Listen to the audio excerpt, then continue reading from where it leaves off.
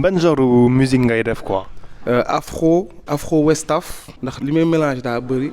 Je peux mélanger des influences Mandingue, Mali, Guinée, Nigeria, Côte d'Ivoire, ça dépend. Du benn style rek comme genre mbalax wala.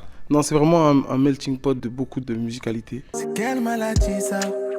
T'avais mon cœur dans ton viseur. Kan mooy woykat yi ngay déglu quoi comme ça inspiration quoi. Ay ñoom Thione Seck ay ñoom Youssou Ndour, Cheikh Lo, Ismaël Lo ay ñan sax.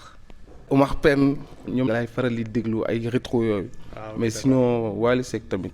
si neex na ma. da ngay woy ci wolof wala ci français wala da ngay jaxase plusieurs langues. lépp laay jaxase nag mais je peux mettre majoritairement du français. Beaucoup de wolof, un peu de bambara, lingala et puis je peux toucher un peu à tout. Même lingala sax. Aussi. Mboté.